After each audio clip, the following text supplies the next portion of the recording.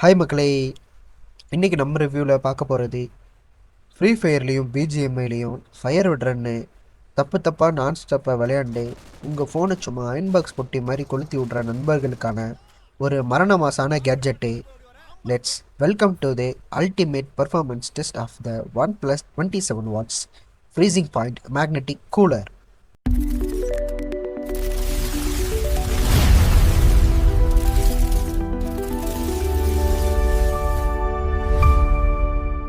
Mobile gaming பிடிக்குமா அப்படின்னு கேட்டிங்கன்னா கண்டிப்பாக பிடிக்கும். ஆனால் அதை விட உங்கள் ஃபோனை உங்களுக்கு ரொம்ப பிடிக்கும். இருந்தும் என்ன பண்ணுறது, கொஞ்ச நேரம் கேம் விளையாட ஆரம்பித்தாலே ஃபோன் அப்படியே காஞ்சி போன காட்டை பெட்ரோல் ஊற்றி கொளுத்துற மாதிரி சும்மா குபு குபுன்னு ஹீட் ஆக ஆரம்பிச்சிடும். அதுவும் இன்னும் சிலரோட ஃபோன்லாம் பார்த்தீங்கன்னா ஒரு முட்டை ஆம்லேட்டே போட்டு சாப்பிட்லாம், அந்த அளவுக்கு தக தக தகன்னு எரியும். இதனால் தெர்மல் த்ராட்டிலிங் ஆகி எஃப்எஸும் ட்ராப் ஆகி நீங்கள் எனிமையை சுடுறதுக்கு முன்னாடி உங்கள் ஃபோன் உங்கள் கையை வந்து சுட்டுறது. ஸோ இப்போ இதனால் என்னடா பிரச்சனை, நான் எப்போவுமே இப்படி தான் ஆடிட்டுருக்கேன்னா அங்கே தான் பிரச்சனை. நீங்கள் ரெகுலராக இதே மாதிரி உங்களோட ஃபோனை ஹை டெம்பரேச்சரில் ஹீட் ஆக விட்டு கேம் விளையாண்டுக்கிட்டே இருந்தீங்க அப்படின்னா லாங் ரனில் உங்களோட ஃபோன் மதர் போர்டு கம்ப்ளைண்ட் வர்றதுக்கோ இல்லை பேட்ரி வந்து சீக்கிரமாகவே டீக்ரேட் ஆகிறதுக்கோ நிறைய சான்சஸ் இருக்குது. ஸோ இதை சரி பண்ணுற விதத்தில்தான் நம்ம OnePlus இப்போ ஒரு கவுண்டர் போட்டிருக்கான். அந்த தலைவன் தான் நம்மளோட OnePlus 27 watts கூலர். பா, டிசைனை பார்த்தா ஏதோ ஏலியன் ஸ்பேஸ்ஷிப் மாதிரி இருக்குல்ல. ஆனால் வெறும் 85 கிராம்ஸ் தாங்க வெயிட்டே. ஸோ இது நீங்கள் மொபைலில் அட்டாச் பண்ணி விளையாண்டா கூட உங்கள் ரிஸ்ட்டு வந்து வலிக்காது. இது வந்து பேசிக்லி ஒரு magnetic Eeco system. IPhone, pixel இந்த மாதிரி உங்களுக்கு மேக்னெட்டிக் சப்போர்ட் பண்ணுற டிவைசஸ்லாம் வச்சுருந்தீங்கன்னா சும்மா அப்படியே டபக்குன்னு போய் ஒட்டிக்கும். அப்போது நான் மேக்னெட்டிக் ஃபோன் வச்சுருக்கிற நாங்களாம் மனுஷங்களையாடா அப்படின்னு கேட்டிங்கன்னா அதுவும் பிரச்சனை இல்லைங்க. பாக்ஸ்குள்ளேயே ஒரே ஒரு அட்டாச்மெண்ட் கிளிப்பும் கொடுத்துருக்கான். அதை வச்சு ஆண்ட்ராய்ட் ஃபோன்லேயும் இடிப்புல துணி துவைக்கிற கொட்டா மாதிரி கட்டிடலாம். அது மட்டும் இல்லாமல் இந்த கூலரோட இன்சைடில் வந்து இவன் aerospace grade double TEC sheet வந்து கொடுத்துருக்கான். அதாவது டிஇசி ஷீட்னா தெர்மோ எலக்ட்ரிக் ஷீட். சிம்பிளாக சொல்லணுன்னா ஏசியில் இருக்கிற டெக்னாலஜி அப்படியே தூக்கி ஒட்டி வச்சுருக்காங்க. ஸோ அடுத்து இவன் வித்தவுட் கூலர்லேயும் வித் கூலர்லேயும் என்னோடய டிவைஸ் வந்து எப்படி பர்ஃபார்மன்ஸ் பண்ணுதுன்ற கம்ப்ளீட் அனாலிசிஸ் வந்து பார்க்க போகிறோம். இந்த டெஸ்ட்டில் என்னோடய டிவைஸ் ஃபேன் இருக்கும்போதும் இல்லாத பொழுதும் வித் ஸ்க்ரீன் ரெக்கார்டிங்கோட கேமில் வந்து எப்படி எஃப்எஸ் வந்து இருக்குது, ஹீட்டிங் வந்து எந்த அளவுக்கு இம்ப்ரூவ் ஆகுதுன்னு எவ்ரி 5 to 10 minutesல ஹீட்டிங் கன்னோட நம்ம வந்து செக் பண்ண போகிறோம். டெஸ்ட்டை ஸ்டார்ட் பண்ணுறதுக்கு முன்னாடி என்னோடய டிவைஸ் வந்து மேக்ஸிமம் ரெஃப்ரெஷ் ரேட்டுக்கு வந்து நான் வந்து செட் பண்ணி வச்சுக்கிறேன். ஸோ 98 வச்சிட்டேன். இப்போ டைம் பார்த்திங்கன்னா 9:46 ஆகுது. பேட்ரி பர்சன்டேஜ் வந்து பார்த்திங்கன்னா 69. ஸோ இப்போ டிவைஸ் டெம்பரேச்சர் வந்து பார்த்திங்கன்னா 36 இருக்குது. ஸோ 1 செகண்ட் முடிய செக் பண்ணிக்கலாம். 30% 69, டைம் 9:57. ஸோ ஆல்மோஸ்ட் இப்போ நம்ம கேம் வந்து ஸ்டார்ட் பண்ணி வெறும் ஒரு 2 to 3 minutes தாங்க இருக்கும். ஸோ ஆல்ரெடி என்னோடய டிவைஸ் வந்து பார்த்திங்கன்னா 36லேருந்து 43க்கு வந்து இம்ப்ரூவ் ஆகிருக்கு, நீங்கள் வந்து பார்க்கலாம். ஸோ ஆல்ரெடி அவன் வந்து ஹீட் ஆக ஆரம்பிச்சிட்டான். ஒரு 3 to 4 minutes கூட இருக்காது. பேக்கில் வந்து கொஞ்சம் கூலாக தாங்க இருக்குது, 38 தான் இருக்குது. ஸோ இப்போ அடுத்து ஒரு 5 to 10 minutes கழித்து டெம்பரேச்சர் வந்து எந்தளவுக்கு இன்க்ரீஸ் ஆகிருக்கு அப்படின்றத செக் பண்ணுவோம். ஸோ இப்போ ஆல்மோஸ்ட் வந்து பார்த்திங்கன்னா ஒரு 10 minutes ஆச்சு. ஸோ இப்போ டிவைஸ் வந்து பார்த்திங்கன்னா ஆல்மோஸ்ட் 44 degrees வந்து இருக்குது. பேக்கில் வந்து பார்த்திங்க அப்படின்னா 38.3. ஸோ பேக்கில் வந்து கூலாக தாங்க இருக்குது. ஸோ ஃப்ரண்ட்டில் தான் வந்து பார்த்திங்கன்னா ரொம்ப கொதிக்குது. ஸோ கையிலே பிடிக்க முடியல. ஸோ நல்லாவே வந்து கொதிக்க ஆரம்பிச்சிட்டோம். ஸோ ரூம் டெம்பரேச்சர் எவ்வளோ இருக்குதுன்னு செக் பண்ணிக்கலாம். ஸோ ரூம் டெம்பரேச்சர் பார்த்திங்கன்னா 30 தான் இருக்குது. ஸோ இப்போ நம்ம கேம் விளையாட ஆல்மோஸ்ட் வந்து ஒரு 20 நிமிஷம் இருக்கும். இப்போது கரண்ட் டெம்பரேச்சர் வந்து பார்த்திங்கன்னா 44. ஸோ கொஞ்சம் கூட குறையவே இல்லை, அதே டிகிரிலே தான் மெயின்டைன் ஆகிட்டுருக்கு. ஸோ இப்போது 1/2 hour கழித்து ஒரு செஷன் முடிச்சிட்டோம். ஸோ இப்போ நீங்கள் டெம்பரேச்சர் பார்த்திங்கன்னு தெரியும், 44.2, ஆல்மோஸ்ட் 45 கிட்டே போயிடுச்சு.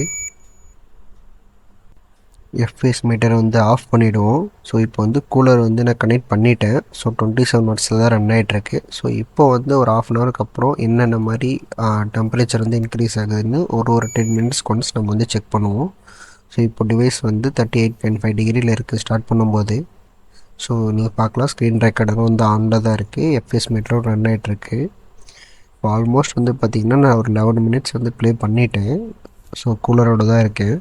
ஸோ இப்போ டிவைஸ் டெம்பரேச்சர் வந்து பார்த்திங்க அப்படின்னா 37.8. ஸோ பெருசாக இன்க்ரீஸ் ஆகலை. ஸோ சேம் டெம்பரேச்சரில் தான் ரன் ஆகுது. ஸோ 20 மினிட்ஸ் கழித்து பார்ப்போம். ஸோ பேக்கில் நீங்கள் உங்களுக்கே தெரியும் அந்த ட்ராப்ஸ் வந்து ஃபார்ம் ஆகிருக்கு. ஸோ ரியரில் வந்து பார்த்திங்கன்னா ஆல்மோஸ்ட் 32 தாங்க இருக்குது. ஸோ இப்போ 20 மினிட்ஸ்க்கு அப்புறம் பார்த்தீங்க அப்படின்னா டிவைஸோட டெம்பரேச்சர் ஆல்மோஸ்ட் 39. ஸோ ஒரு 1 டிகிரி தான் இன்க்ரீஸ் ஆகிருக்கு தவிர பெருசாக இன்க்ரீஸ் ஆகலை. ஸோ 38லேருந்து 39 போயிருக்கு. பேக்கில் வந்து எவ்வளோ கூலிங் இருக்குதுன்னு பார்ப்போம். பேக்கில் ஆல்மோஸ்ட் வந்து கூலர் இருந்த இடத்துல 25 தாங்க இருக்குது, ரொம்ப கம்மி. சிபியூ இடத்துல வந்து 35, ஒரு 3 டிகிரிஸ் வந்து இன்க்ரீஸ் ஆகிருக்கு. ஸோ 35ன்றது ரொம்ப நார்மல். ஸோ உங்களால் ஃபீல் பண்ணவே முடியாது. ஸோ இது வரைக்கும் கூலர் வந்து யூஸ் பண்ணும்போது ஹீட்டிங் வந்து இன்க்ரீஸ் ஆகலை. பட் எஃப்பிஎஸ் இன்க்ரீஸ் ஆகிருக்கான்னு எஃப்பிஎஸ் மீட்டரில் பார்ப்போம். இது வந்து கூலர் இல்லாமல் நம்ம செக் பண்ண செஷன்.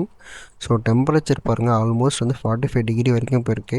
கிராஃப் பார்த்தீங்கன்னாலே தெரியும் எவ்வளோ டைம்ஸ் வந்து உங்களுக்கு அப்ஸ் அண்ட் டவுன்ஸ் வந்து இருக்குதுன்னு தெரியும்.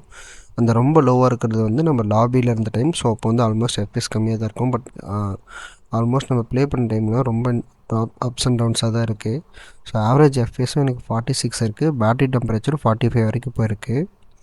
ஸோ அடுத்த செஷன் வந்து பார்த்திங்கன்னா நம்ம 10:55க்கு பண்ணது. இது வந்து கூலரோடு பண்ணது 27 வாட்ஸு வித் ரெக்கார்டிங்கோடு பண்ணியிருக்கோம். ஸோ ஃபுல் ஸ்ட்ரெஸ் பண்ணியிருக்கோம் 90 ஹெர்ட்ஸில்.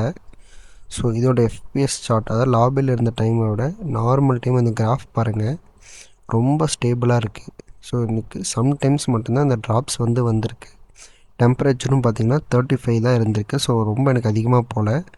ஆவரேஜ் எஃப்பிஎஸ் இன்க்ரீஸ் ஆகிருக்குன்னு கேட்டிங்கன்னா கண்டிப்பாக இன்க்ரீஸ் ஆகிருக்கு. ஸோ 47க்கும் 53க்கும் ஆல்மோஸ்ட் வந்து பார்த்திங்கன்னா ஒரு 7 to 8 எஃப்பிஎஸ் வந்து எனக்கு இன்க்ரீஸ் ஆகிருக்கு. பட் இந்த செஷன் வந்து பார்த்திங்கன்னா இன்றைக்கி சண்டே நான் ஃப்ரெண்ட்ஸ் கூட நல்ல வெயில் டைமில் வந்து ஆஃப்டர்நூன் வந்து நான் வந்து ப்ளே பண்ணது. ஸோ எனக்கு ஆவரேஜ் மேக்ஸிமம் கிடைச்ச எஃப்பிஎஸ் வந்து 59. டிவைஸ் டெம்பரேச்சர்னு பார்த்திங்கன்னா 35 தான் இருக்குது. ஸோ இப்போ இந்த கிராஃப் பார்த்திங்கனாலே தெரியும் ரொம்ப ஸ்டேபிளாக இருக்குது, ரொம்ப அப்ஸ் அண்ட் டவுன்ஸே இல்லை. ஆவரேஜ் எஃப்பிஎஸும் பார்த்திங்கன்னா எனக்கு 58 கிடச்சிருக்கு. இன்னொரு செஷனில் சேம் கூலரோட பார்த்திங்க அப்படின்னா மேக்ஸிமம் டெம்பரேச்சர் வந்து 35 தாங்க. இதுக்கு ரீசன் என்னென்னா இந்த மேட்ச்சில் வந்து நான் ரெக்கார்ட் பண்ணலை. சும்மா நார்மலாக ஃப்ரெண்ட்ஸ் கூட வந்து ஃபன் பண்ணி மட்டும்தான் ப்ளே பண்ணேன். ஸோ எனக்கு ஆவரேஜ் எஃப்பிஎஸும் பார்த்திங்கன்னா 58 கிடச்சிருக்கு. ஸோ இதனால் கேம் ப்ளே இம்ப்ரூவ் ஆகிருக்குன்னு கேட்டிங்கன்னா கண்டிப்பாக என்னோடய எலிமினேஷன்ஸ் வந்து பாருங்கள். ஃபஸ்ட்டில் என்னால் வந்து கில் பண்ணவே முடியாது. ஒரு 3 கில் 4 கில் எடுக்கிறதே வந்து ரொம்ப பெரிய விஷயமா இருக்கும். 2 எனிமி வந்தாலே அவ்வளோ ரெண்டர் ஆகும். 45 டிகிரி போயிருக்கும். நீங்கள் ஆல்ரெடி டெஸ்ட்டில் பார்த்துருப்பீங்க. ஸோ ஃபைனலாக என்ன சொல்ல வரேன் அப்படின்னா 1800க்கு இந்த கூலர் ஒர்த்தா அப்படின்னு கேட்டிங்கன்னா கண்டிப்பாக ஒர்த்து வருமா? நீங்கள் வந்து ஒரு ஹெவி கேமர், ஃபோனை கொளுத்தி சும்மா நான் ஸ்டாப்பாக ஸ்ட்ரீம் பண்ணுற ஸ்போர்ட்ஸ் பிளேயர், இல்லைனா பயங்கரமாக நான் வந்து எடிட் பண்ணுவேன் ப்ரோ, எடிட் பண்ணுறப்ப ஹீட் ஆகுது, இல்லை கேமரா ரொம்ப நான் ஷூட்காக யூஸ் பண்ணுவேன் அப்போது வந்து ரொம்ப ஹீட் ஆகுது அப்படின்ற மாதிரி யூஸராக இருந்தீங்கன்னா கண்டிப்பாக இந்த கூலர் வந்து கேமிங்கை தவிர்த்து எடிட்டிங், அப்புறம் வீடியோகிராஃபி, ஃபோட்டோகிராஃபி எடுக்கிறப்போ ஹீட் ஆகுதுன்ற மெம்பர்ஸ் கூட கண்டிப்பாக இந்த கூலர் வந்து யூஸ் பண்ணலாம். ஸோ இந்த மாதிரி கான்செப்ட் பிடிச்சிருந்தா உங்கள் கேமிங் கேங்குக்கு இந்த வீடியோவை அப்படியே ஷேர் பண்ணி விட்டுருங்க. நெக்ஸ்ட் மர்ணமாஸ் கேஜெட்டோடு உங்களை மீட் பண்ணுறேன். திஸ் இஸ் யுவர் ராகுல் சைனிங் ஆஃப். மறக்காமல் அப்படியே இந்த சப்ஸ்கிரைப் அழுத்தி ஆல் பட்டனில் போட்டுக்கோங்க மக்களே. எனக்கு ஒரு சின்ன மோட்டிவேஷனாக இருக்கும். வந்தனம், நமஸ்கார்.